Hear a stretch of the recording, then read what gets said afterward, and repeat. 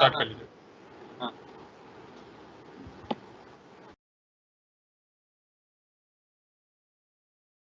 नमस्कार बच्चों, मैं राकेश डबरिया। आज हम आधुनिक भारतीय भाषाओं का उद्भव और विकास पढ़ेंगे। जैसा कि हमने हिंदी पिछली कक्षाओं में हिंदी साहित्य का इतिहास पढ़ा है, तो हम हिंदी साहित्य को और भाषा को जोड़ के पढ़ेंगे। सबसे बड़ा प्रश्न यह है कि हिंदी साहित्य का आरंभ कब से माना जाए। तो इसका बच्चों एक ही उत्तर है कि जब से हिंदी भाषा की शुरुआत हुई, तब से ही हमें हिंदी साहित्य का इतिहास की शुरुआत मान सकते हैं। हिंदी साहित्य की शुरुआत, हिंदी की शुरुआत हम प्राचीन संस्कृत से मान सकते हैं। तो बच्चों आज हम हिंदी भारतीय आधुनिक भाषाओं का सामान्य परिचय पढ़ेंगे। हिंदी जैसा कि आप स्क्रीन पे देख पा रहे हैं, हिंदी जिस भाषा धारा के विशिष्ट देशिक और कालिक रूप का नाम है, भारत में उसका प्राचीनतम रूप संस्कृत है। संस्कृत भारत की प्राचीनतम भाषा है। संस्कृत का काल मोटे तौर पर 1500 ईस्वी पूर्व से 500 ईस्वी पूर्व तक माना जाता है। इस काल में संस्कृत बोलचाल की भाषा थी। उस बोलचाल की भाषा का ही शिष्ट और मानक रूप संस्कृत वाङ्मय में प्रयुक्त हुआ है। संस्कृत भाषा के भी हमें दो रूप देखने को मिलते हैं। एक भाषा वैदिक संस्कृत है, जिसमें वैदिक वाङ्मय की रचना हुई, और दूसरी है लौकिक या क्लासिकल संस्कृत। दूसरी है लोकल या क्लासिकल संस्कृत, जिसमें वाल्मीकि, व्यास, भास, अश्वघोष, कालिदास, माघ आदि की रचनाएं हैं। इस संस्कृत काल के अंत तक मानक या परिनिष्ठ भाषा तो एक थी, किंतु यह 3 क्षेत्रीय बोलियों में विकसित हो गई थी। बच्चों, ये 3 क्षेत्रीय बोलियां कौन कौन सी है? उसमें है पहला पश्चिमी, दूसरा है मध्य देशी और तीसरा है पूर्वी। अर्थात हमें इन तीनों को उन्हीं नाम से मानेंगे। संस्कृत कालीन बोलचाल की भाषा विकसित होते होते 500 ईस्वी पूर्व के बाद काफी इसकी प्रवृत्ति काफी बदल गई थी, जिसे हम पाली भाषा की संज्ञा देते हैं। पाली भाषा वह है जो मुख्यतः बौद्ध धर्म की भाषा थी। बौद्ध धर्म के ग्रंथ पाली भाषा में हमें मिलते हैं। इसका काल 500 ईस्वी पूर्व से पहली शताब्दी तक माना जाता है।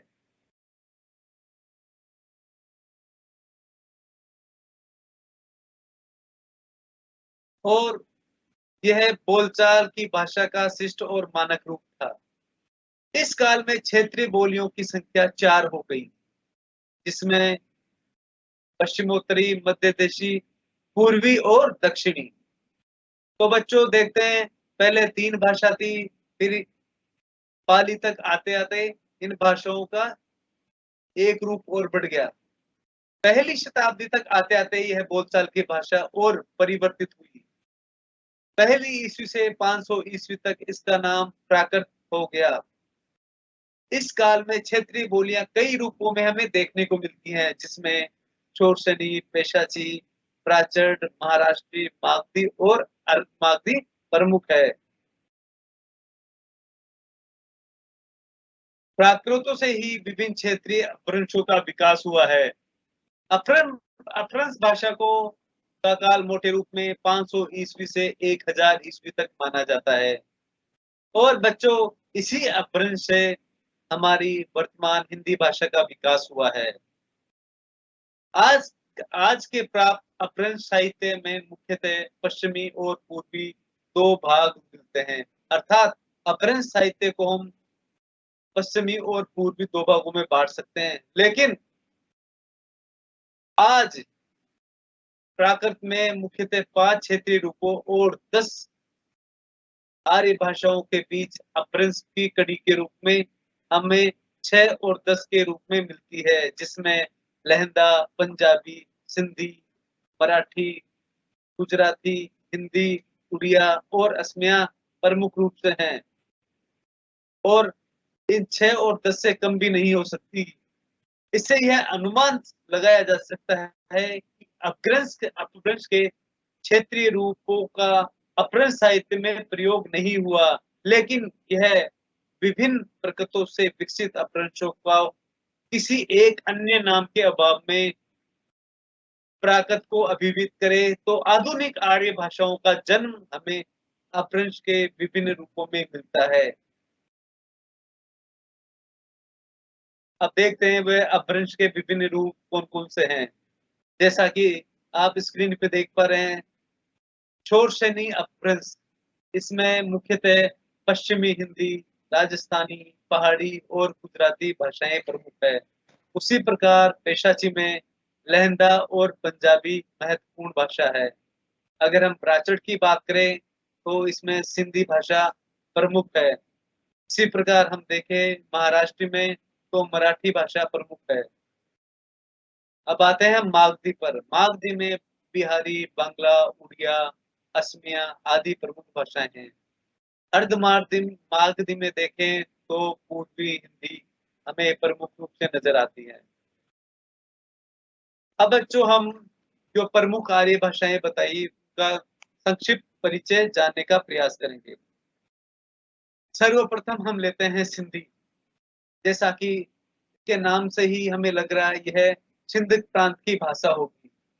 सिंध वर्तमान में पाकिस्तान में है और 1947 के पूर्व अर्थात भारत के स्वतंत्रता संग्राम से पूर्व जब भारत और पाकिस्तान एक ही हुआ करते थे, तो वह इस क्षेत्र की महत्वपूर्ण बोली थी। 1947 के बाद जब देश का विभाजन हुआ, तो इस बोली को बोलने वाले ज्यादातर लोग सिंध प्रांत में ही रह गए। अगर हम भारत की बात करें तो भारत के कच्छ, अजमेर, मुंबई और दिल्ली में कुछ लोग हैं जो अभी भी सिंधी भाषा बोल रहे हैं।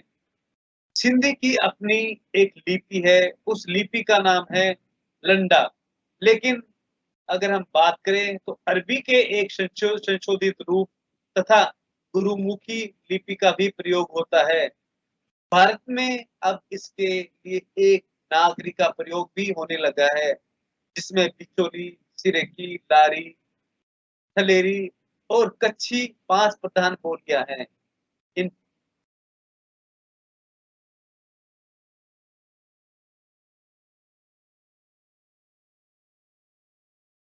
इन पांचों बोलियों में बिचौली प्रमुख बोली के रूप में है, जो आज वहां की साहित्यिक भाषा बन गई है। अर्थात छिंद प्रांत की भाषा बिचौली है, जो साहित्यिक रचनाएं बिचौली में ही वहां होने लगी है। कच्छ द्वीप में जो गुजरात गुजरात क्षेत्र में है, वहां कच्छी भाषा बोली जाती है। जिस प्रकार जिस पर हमें गुजराती का प्रभाव महत्वपूर्ण नजर आता है। अब हम आते हैं बच्चों लहंदा। पेशाची या कैकई अपभ्रंश से पश्चिमी पंजाब तथा पूर्वी पश्चिमोत्तर प्रदेश की भाषा पश्चिमी पंजाबी या लहंदा का विकास हुआ है। इस पर दर्द शाखा का प्रभाव अधिक पड़ा है। लहंदा, इलाही, जटकी, हिंदकी या उच्ची भी इसी के नाम है। अगर हम लहंदा के शाब्दिक अर्थ की बात करें तो इसका अर्थ पश्चिमी है। इस इसकी अपनी लिपि इसकी अपनी लिपि भी लंडाई ही है, किंतु यह प्राय फारसी लिपि में लिखी जाती है। इसकी 4 प्रमुख बोलियों में लहंदा, मुल्तानी, कोटवारी और धन्नी है।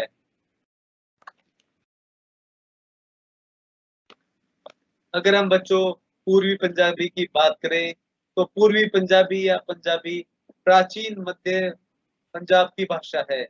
यह पेशाची या केकई से इसकी पैदाइश मानी जाती है, लेकिन इस पर भी हमें शोर सैनी का ही प्रभाव अधिक नजर आता है, किंतु कुछ विद्वानों ने इसकी उत्पत्ति टक अपभ्रंश से भी मानते हैं।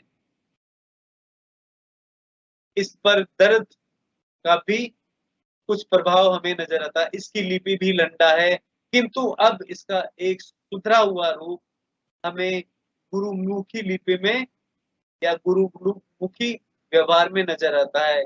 इसकी प्रसिद्ध बोली डोगरी है, जो टाकरी लिपि में लिखी जाती है। अब बच्चों अगली पे आता है पहाड़ी।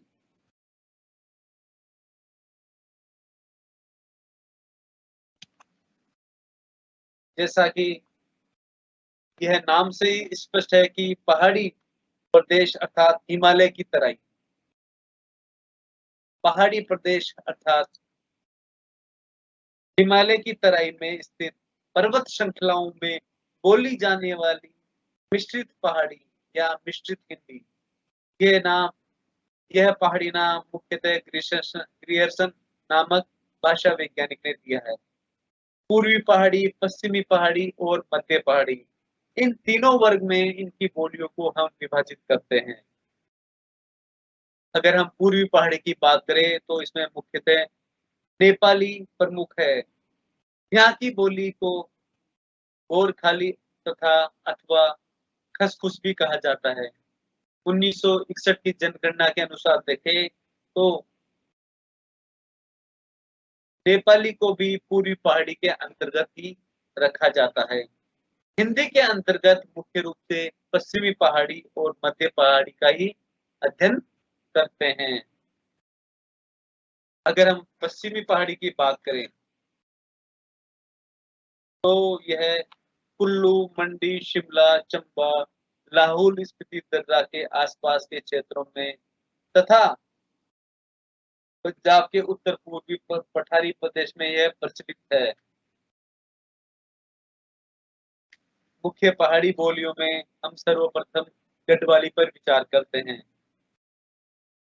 मुख्यतः यह गढ़वाल प्रदेश में बोली जाने वाली भाषा है। यह अल्मोड़ा, टिहरी, सहारनपुर, बिजनौर, मुरादाबाद और हरिद्वार तथा इसके आसपास का जो क्षेत्र है अर्थात केदारखंड, मध्यकाल में बहुतों से गढ़ों का प्रदेश होने के कारण यह गढ़वाल कहलाया। इसकी कुछ उपबोलियां हैं जिसमें डोबियाली, बधानी, कसोलिया, नगरपुरिया, टेहरी और राठी। अगर हम इनके स्थानीय रूप की बात करें तो इनमें जौनपुरी, रमोलिया, बाढ़हरी, गंगाड़ी, बडियारी आदि प्रमुख है।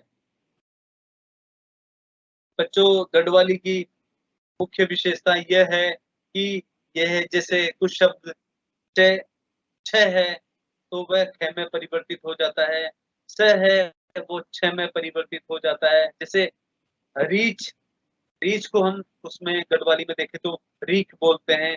उसी प्रकार सत्यानाश को हम छत्यानाश बोलेंगे, शाबाश को शाबाश बोलेंगे। अब हम कुमायूं पर विचार करते हैं। यह भी कुमायूं पठारी प्रदेश की मुख्य बोली है। इसके आसपास बोले जाने वाली, इस प्रदेश के आसपास बोली जाने वाली भाषा कुमायूनी है। कुमायूनी का संबंध कूर्मांचल या कूर्मांचल से है। इस बोली का प्रयोग मुख्यतः नैनीताल, पिथौरागढ़, चामोली, उत्तरकाशी आदि जिलों में प्रमुख रूप से होता है। अगर हम कुमायूनी की बात करें तो इसकी कुछ और भी उपबोलियां हैं। इसमें उमैया, गंगोला, दनपुरिया, चौगरखिया आदि प्रमुख है।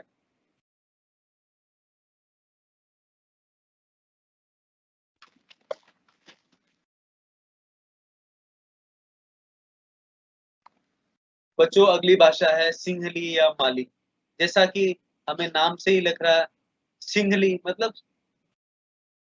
यह सौराष्ट्र तथा आसपास के भाषा, सौराष्ट्र तथा आसपास की भाषा में सिंहली का संबंध है। वहां से यह मालदीव चली गई। माली अर्थात मालदीव की भाषा। ये यहाँ से सौराष्ट्र और उसके आसपास के क्षेत्र से जब लोगों का विस्थापन हुआ तो वह वहाँ की भाषा बन गई। इसमें महाप्राण का बच्चों एक ध्यान देने की बात है, इसमें जो महाप्राण होता है उसका अल्प प्राण हो जाता है और सभी ऊष्मों के स्थान पर से सिंगली का प्राचीन रूप एलू है, जिस पर मराठी का प्रभाव हमें नजर आता है। जैसा कि आप स्क्रीन पे देख पा रहे हैं, इसमें महाप्राण का अल्प प्राण हो जाता है और सिंगली का प्राचीन रूप एलू है, जिस पर मराठी का प्रभाव पड़ा है। अब हम बच्चों आते हैं गुजराती पर। जैसा कि नाम से ही है, यह गुजरात की मुख्य भाषा है। तो इसका विकास सौर सैनी अपभ्रंश के नागर रूप के पश्चिमी रूप से इसका विकास हुआ है। यह मुख्यतः गुजरात, काठियावाड़ और कच्छ की बोली है।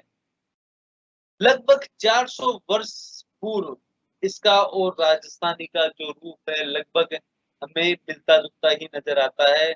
इसकी पुरानी लिपि नागरी से विकसित हुई है। अगर हम बात करें भीली की, तो यह मुख्यतः राजस्थान और गुजरात की सीमा के आसपास बोली जाती है। भील जनजाति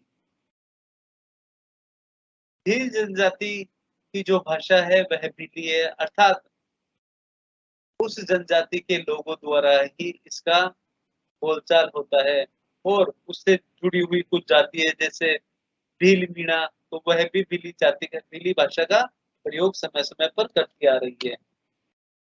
अब हम पश्चिमी हिंदी की बात करेंगे।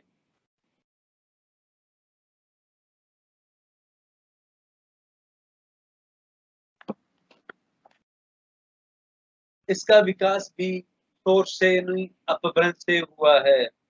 इसकी प्रमुख बोलियों में कन्नौजी, बांगड़ू, बुंदेली, खड़ी बोली और ब्रज, ये प्रमुख रूप से 5 बोली मानी जाती है। अगर हम ब्रज भाषा की बात करें तो इसका उद्भव लगभग 1000 ईस्वी से माना जाता है। ब्रज शब्द का प्राचीनतम प्रयोग गोपालक कृत रस विलास टीका में हमें देखने को मिलता है। प्रारंभ में इसे पिंगल या मारवा भी कहा जाता था। ब्रज शब्द का प्रयोग सर्वप्रथम ऋग्वेद में चरवाहा के अर्थ में हुआ है, अर्थात गोपालक गाय पालक जाति के रूप में। लगभग 18वीं शताब्दी तक यह शब्द भाषा में प्रयुक्त होने लगा। अगर हम बात करें तो ग्रियर्सन के अनुसार इसका क्षेत्र आगरा, मथुरा, अलीगढ़, मैनपुरी, एटा, बदायूं, बरेली, गुड़गांव जिले के पूर्वी पट्टी, बांसवाड़ा, भदावर, भरतपुर और अलवर, भरतपुर और धौलपुर माने जाते हैं। अगर हम इसकी उपबोलियों की बात करें तो बच्चों मथुरा, डांगी, भरतवाड़ी, कठेरिया, ढोलपुरी आदि इसकी प्रमुख उपबोलियां हैं।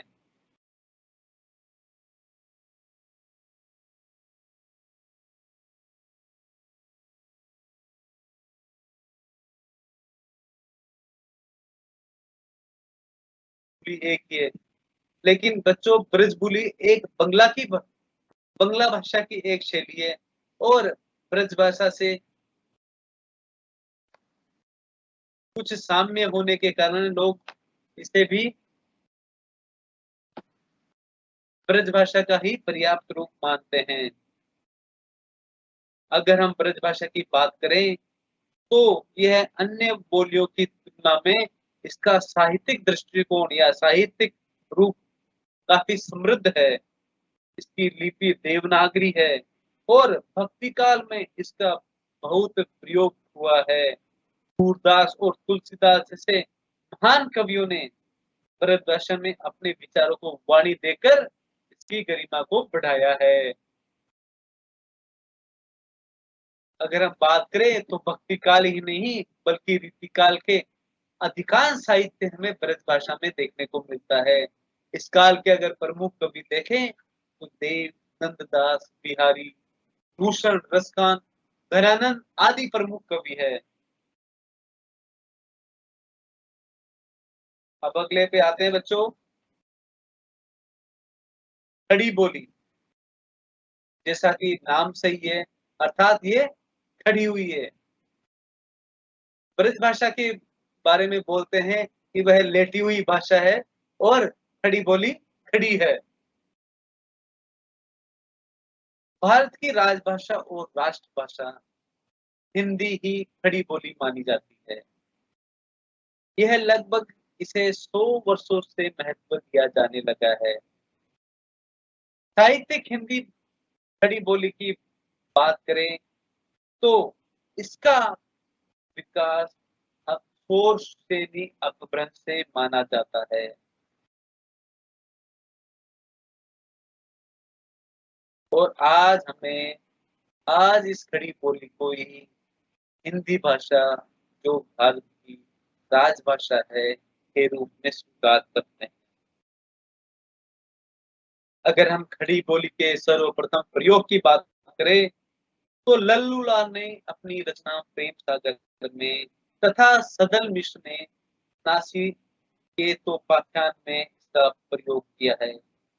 इसके नामकरण के भी संबंध में विद्वानों में पर्याप्त मतभेद है।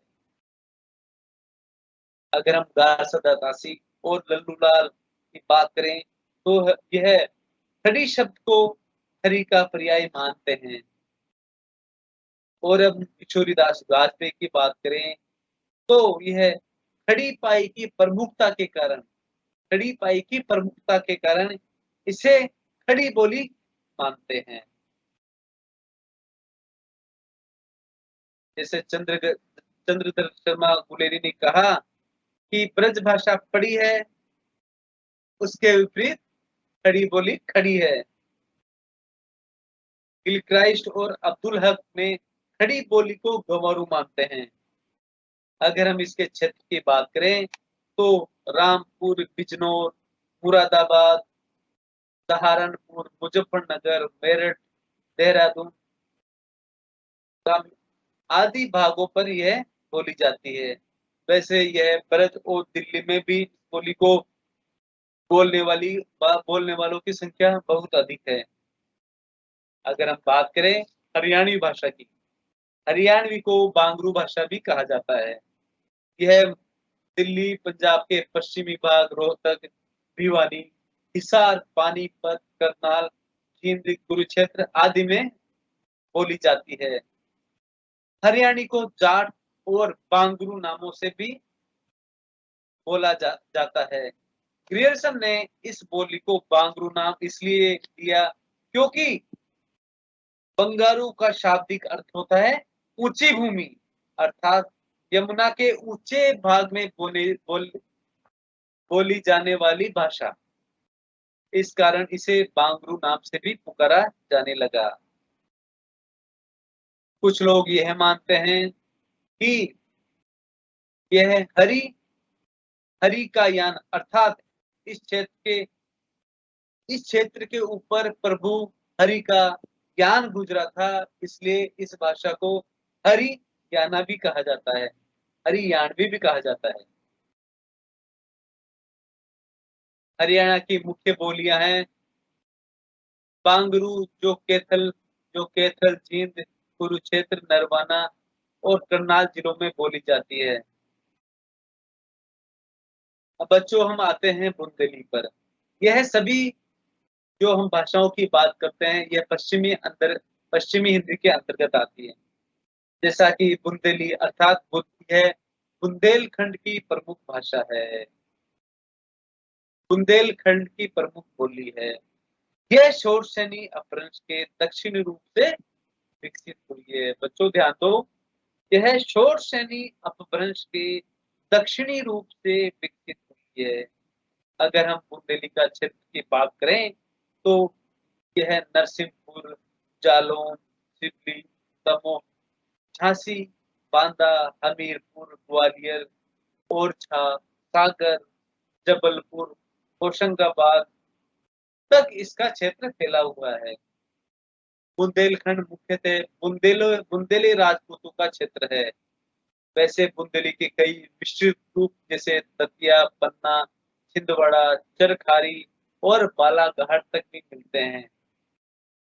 डॉक्टर धीरेन्द्र वर्मा इसे एक स्वतंत्र बोली नहीं मानते। उसके अनुसार ब्रज, कन्नौजी और बुंदेली एक ही बोली के 3 प्रादेशिक रूप है। अगर हम बुंदेली की कुछ उपबोलियों के बारे में बात करें तो इसमें आदर्श बुंदेली, पमारी, खटोला, डोंघाती, कुंडारी, तिरहारी, बनाफरी, भदावरी और कुंभारो प्रमुख रूप से हैं। अगर हम साहित्यिक दृष्टि की बात करें अगर हम साहित्यिक दृष्टि की बात करें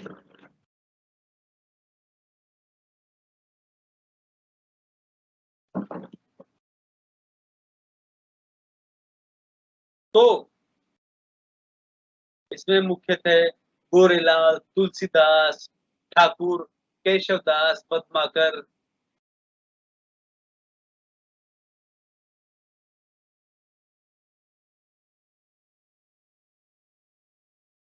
आदि साहित्यकार है जो बुंदेलखंड की पावन मिट्टी में जन्मे। बुंदेलखंड में को अपनी साहित्यिक प्रतिष्ठा से उज्जवल किया। कुछ अगर अन्य साहित्यकारों की बात करें जिनमें धर्मदास, ईसुरी, एन साई तथा गंगाधर है जिन्होंने बुंदेली में साहित्यिक रचना की। हिंदी साहित्य में प्रसिद्ध रचना आलाखंड मुख्यतः बुंदेली में ही रचा गया है, लेकिन इसका मूल रूप आज भी हमें देखने को नहीं मिलता। अगर हम बात करें कन्नौजी की तो भाषा वैज्ञानिक ग्रियर्सन ने 19वीं शताब्दी के आरंभ में किए गए भाषा सर्वेक्षण के आधार पर बताया कि कन्नौजी बोलने वालों की संख्या 44,81,500 है। यह देवनागरी लिपि में लिखी जाने वाली कन्नौज क्षेत्र की प्रमुख बोली है। इसे कन्नौजी, कन्नौजी, कन्नौजिया भी कहा जाता है।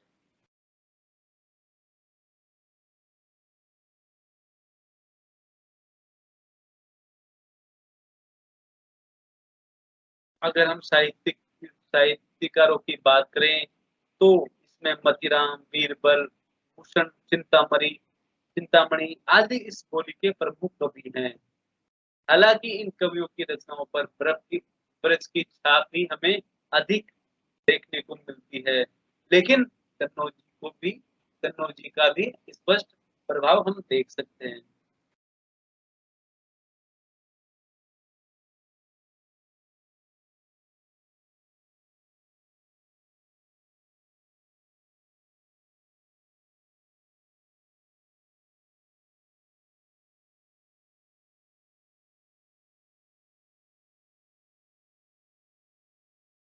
अब बच्चों हम आते हैं पूर्वी हिंदी पर।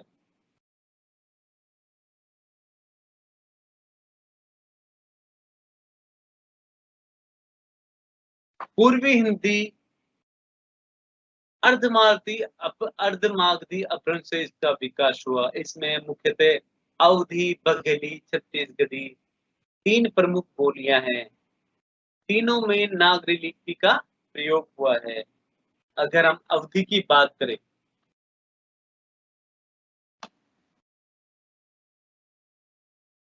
पूर्वी हिंदी की उत्पत्ति उन्होंने डॉक्टर ग्रियर्सन ने अर्धमागधी अर्धमागधी अपभ्रंश से माना। अवधी का मुख्य केंद्र अयोध्या है। अवधी को कुछ विद्वानों ने उत्तराखंडी और बेसवाड़ी भी कहा है। अयोध्या से अवध बच्चों अयोध्या से ही अवध क्षेत्र अव अयोध्या से ही अवध शब्द विकसित हुआ है।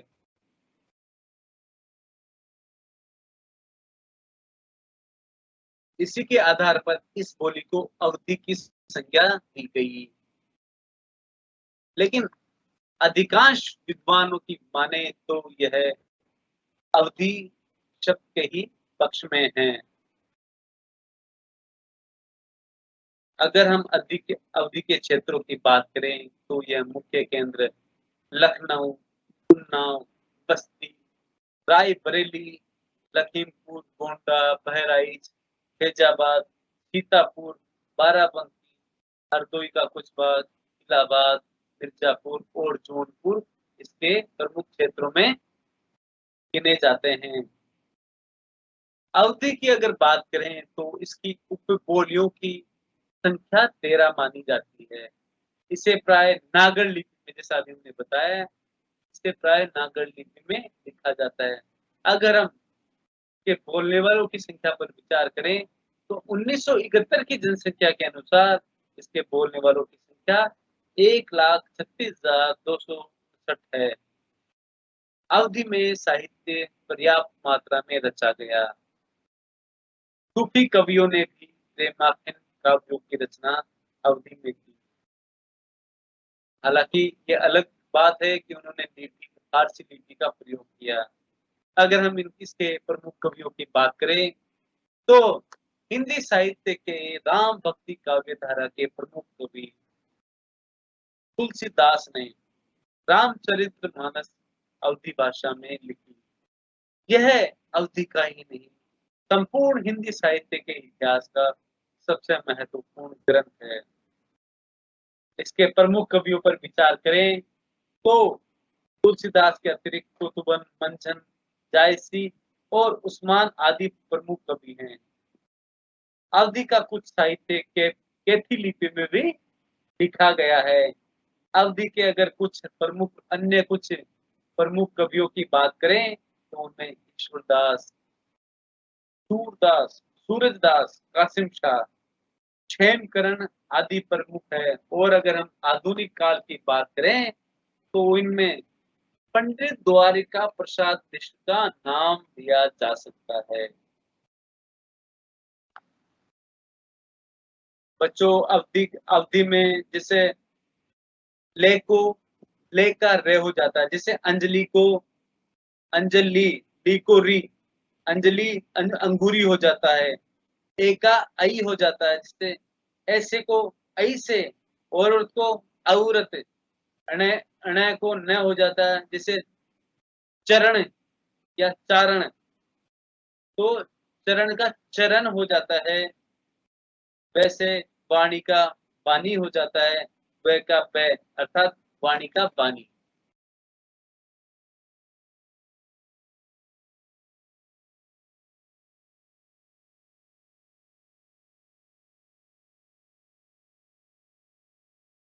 अगर हम बघेली की बात करें तो बघेले राजपूतों के आधार पर रीवा के आसपास का क्षेत्र बघेलखंड कहलाता है और वहां की बोली बघेली।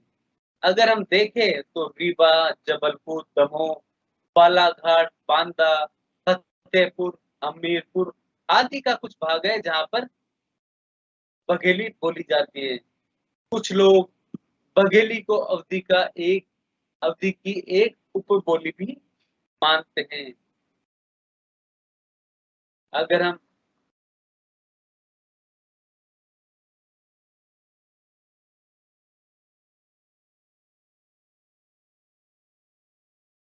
अगर हम छत्तीसगढ़ी की बात करें तो छत्तीसगढ़ क्षेत्र मुख्य क्षेत्र होने के कारण से छत्तीसगढ़ी भी कहा गया है।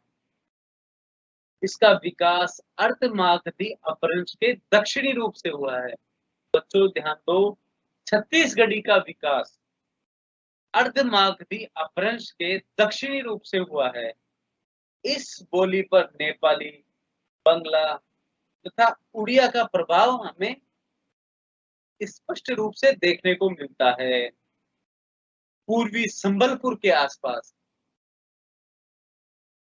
पूर्वी संबलपुर के आसपास के क्षेत्र जिसे लरिया के नाम से जाना जाता है, बालाघाट के लोग इसे खल्हार तथा खलोठी भाषा भी कहते हैं।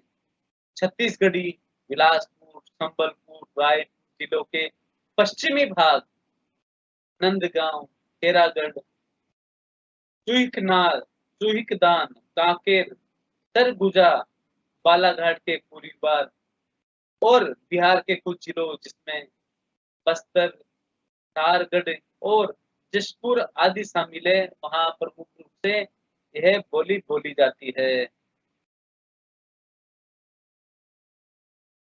इसके बोलने वालों की जनसंख्या ग्रियर्सन ने 33 लाख बताई है।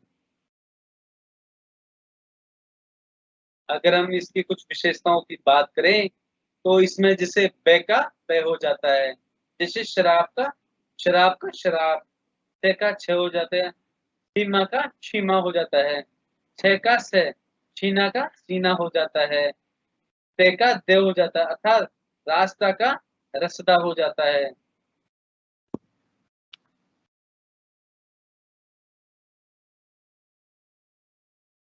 अब बच्चों हम आते हैं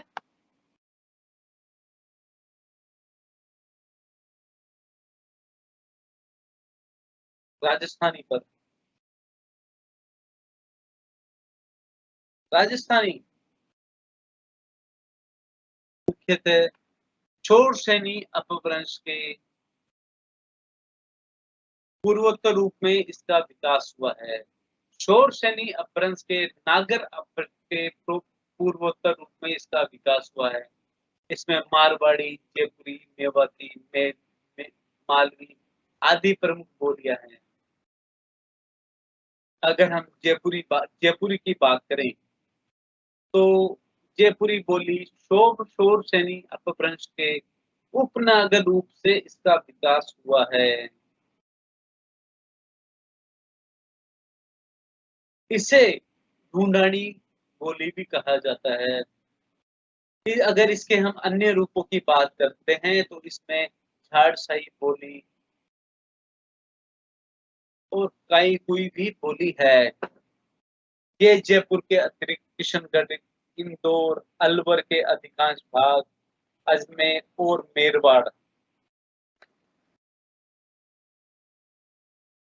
अजमेर और मेरवाड़ा के उत्तर पूर्वी भाग में बोली जाती है। भाषा सर्वेक्षण के अनुसार जयपुरी की 13 उपबोलियां मानी जाती हैं।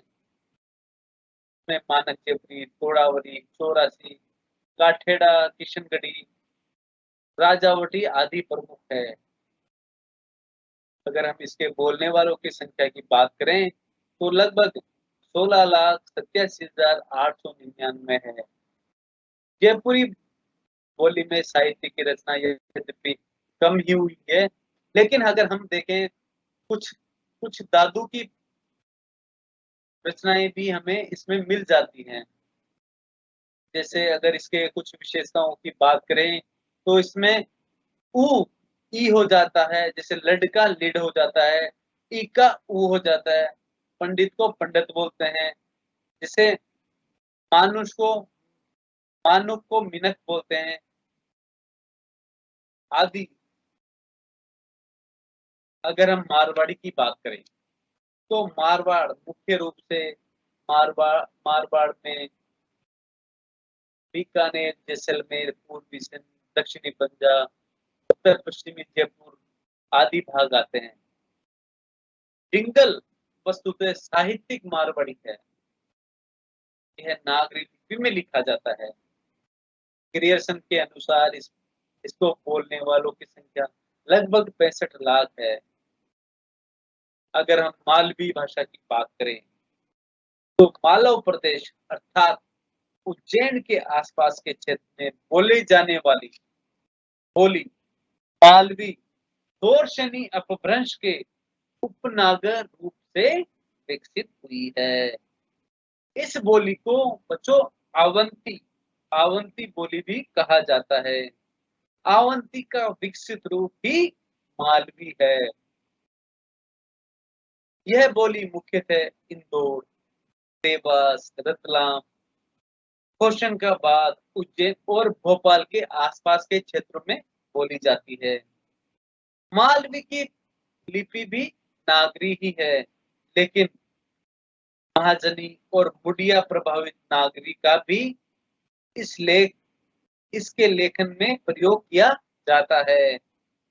डॉक्टर भाषा वैज्ञानिक डॉक्टर सुमित कुमार चटर्जी ने इसे पश्चिमी हिंदी और राजस्थानी दोनों के समीप माना है। मालवी की अगर कुछ उपबोलियों की बात करें तो उसमें गोंदबाड़ी, डांगी, ढोलेवाड़ी, पाटरी, करियाई, राउंडी, रतलामी और उमटगाड़ी प्रमुख है। अगर हम भाषा सर्वेक्षण के अनुसार बात करें तो इसके बोलने वालों की संख्या लगभग 11,42,478 है। उसी प्रकार ग्रेशन के अनुसार माने तो इसकी संख्या 43,50,507 है।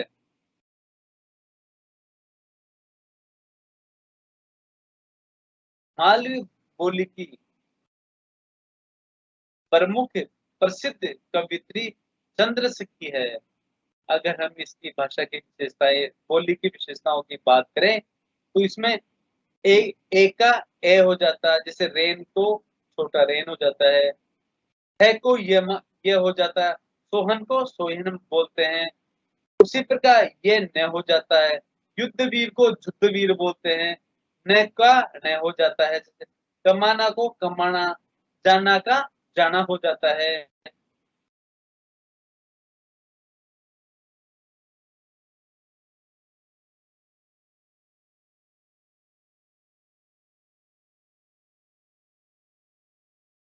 अगर हम बच्चों बिहारी बोली की बात करें, बिहारी भाषा की बात करें तो मागधी अपभ्रंश से, बच्चों ध्यान दो, मागधी अपभ्रंश से बिहारी का विकास हुआ है। इसे मुख्य रूप से पूर्वी बिहारी और पश्चिमी बिहारी, इन दो रूपों में भी बांटा जा सकता है।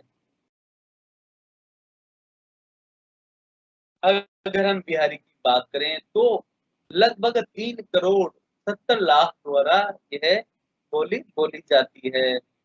इसमें मुख्य रूप से मैथिली, मगही और भोजपुरी प्रमुख रूप से बोली है।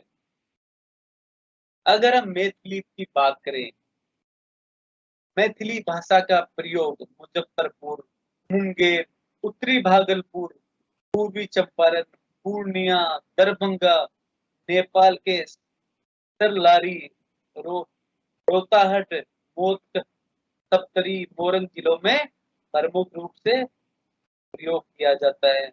अगर इसकी प्रमुख बोलियां पूर्वी मैथिली, दक्षिणी मैथिली, छिक छिक, अरबी, फारसी, मिश्रित जोहाली प्रमुख बोलियां है। मैथिली ब्राह्मण इस बोली को लिखने के लिए इसमें मैथिली लिपि का भी प्रयोग करते हैं। ग्रियर्सन के अनुसार मैथिली को बोलने वालों की संख्या 61,31,922 है। मैथिली की प्रसिद्ध रचना वर्ण रत्नाकर है, जिसके रचनाकार शेख शेखराचार्य ज्योतिश्वर ठाकुर है। उमापति, विद्यापति, महीपति आदि इस बोली में प्रमुख साहित्यकार भी हुए हैं। अगर हम मगधी की बात करें तो यह मुख्यतः गया, पटना, मुंगेर, हजारीबाग, पलामू, रांची, भागलपुर जिलों में मुख्य भागों में बोली जाती है। मगही मागधी भी कहलाती है। अगर हम ग्रियर्सन की बात करें तो उनके अनुसार इनके बोलने वालों की संख्या 65,04,817 है। इस बोली के प्रमुख कवि गोपीचंद तथा लोरिक मुख्य रूप से प्रसिद्ध है। यह अपने आसपास के क्षेत्रों की बोलियों से प्रभावित होने के कारण इसमें कई बोलियों जैसे मैथिली, उड़िया और बंगला का भी प्रभाव हमें नजर आता है। अगर हम बात करें भोजपुरी तो इसको बोलने वालों की संख्या 1,43,40,564 मानी जाती है। भोजपुरी के कुछ लोग पूर्वी या भोजपुरी भोजपुरिया भी भोजपुरी के कुछ लोग इसे पूर्विया या भोजपुरिया भी कहते हैं। बिहार के शाहबाद जिले के भोजपुर, बच्चों ध्यान दो, बिहार के शाहबाद जिले के भोजपुर नामक कस्बे में भोजपुर नामक कस्बे के नाम पर इस बोली का नाम भोजपुरी पड़ा। यह बिहार के सारण, शाहबाद, रांची, जसपुर, चंपारण, पलामू का कुछ भाग है तथा मुजफ्फरपुर का कुछ भाग, गाजीपुर, बलिया, जौनपुर, मिर्जापुर, आजमगढ़, वाराणसी तथा गोरखपुर आदि जिलों में बोली जाती है। भोजपुरी मुख्यतः 4 रूपों में बोली जाती है। उत्तरी भोजपुरी, दक्षिणी भोजपुरी, पश्चिमी भोजपुरी तथा नगरिया भोजपुरी। भोजपुरी मुख्यतः नागरी लिपि में लिखी जाती है, किंतु कभी-कभी कैथी लिपि में भी इसका प्रयोग किया जाता है।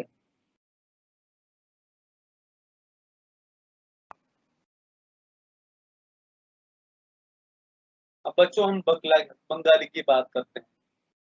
मागधी अपभ्रंश के पूर्वी रूप से उत्पन्न भाषा है। इसके बोलने वाले भारत के बंगाल प्रदेश तथा बांग्लादेश में हैं। अगर हम उड़िया भाषा की बात करें तो उड़िया उड़ीसा प्रांत की भाषा है। इसकी लिपि पुरानी नागरी से निकली है, लेकिन द्रविड़ प्रभाव के कारण यह बहुत कठिन हो गई है।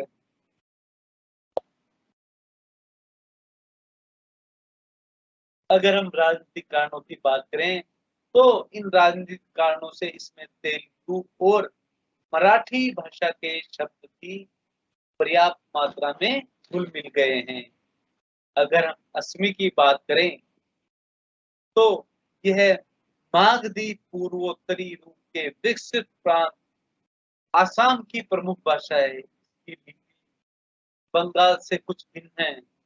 1900 अगर हम 1961 की बात करें तो 1961 की जनगणना के अनुसार के बोलने वालों की संख्या लगभग 38 लाख है।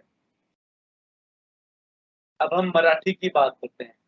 जैसा कि नाम से ही है, यह महाराष्ट्र की प्रमुख बोली है। महाराष्ट्री अपभ्रंश से भी निकली है। इसकी लिपि नागरी है।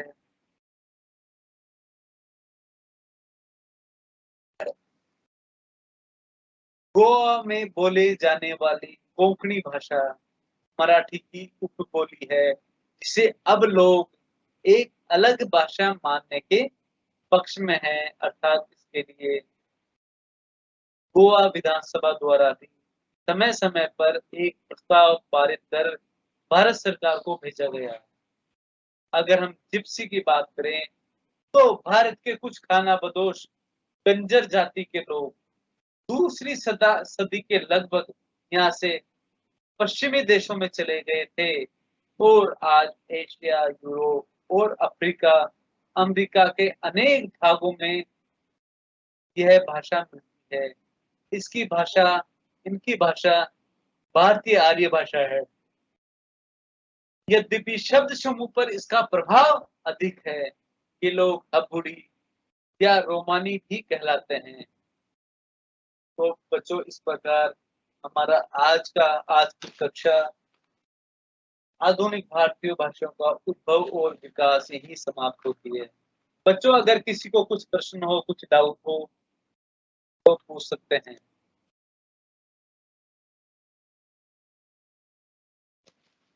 बच्चों आप हिंदी साहित्य का इतिहास पढ़ने के लिए आचार्य रामकृष्ण का इतिहास पढ़ सकते हैं, रामस्वरूप चतुर्वेदी का इतिहास पढ़ सकते हैं और अगर इससे भी सरल भाषा में चाहिए तो विश्वनाथ त्रिपाठी का हिंदी साहित्य का सरल इतिहास पढ़ सकते हैं। इससे आपको हिंदी साहित्य की मूल मूल रूपरेखा समझने को मिलेगी। बच्चों हम अगली कक्षा में पढ़ेंगे हिंदी भाषा का परिचय और विकास। बच्चों किसी को कुछ पूछना हो तो पूछ सकते हैं आप।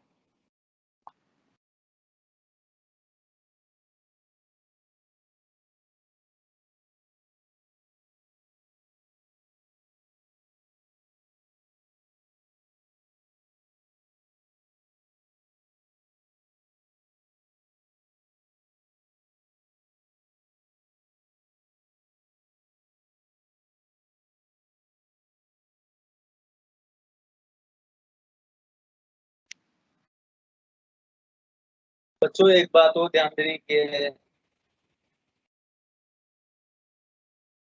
भारत में प्रमुख रूप से आर्य परिवार एवं द्रविड़ परिवार की भाषाएं, उत्तर भारत की भाषाएं आर्य परिवार की भाषाएं तथा दक्षिण भारत की भाषाएं द्रविड़ परिवार की भाषाएं कहलाती है। उत्तर भारत की आर्य भाषाओं में सबसे प्राचीन संस्कृत मानी जाती है। इसका प्राचीन रूप हमें ऋग्वेद में मिलता है। तो बच्चों आज की कक्षा यहीं समाप्त होती है।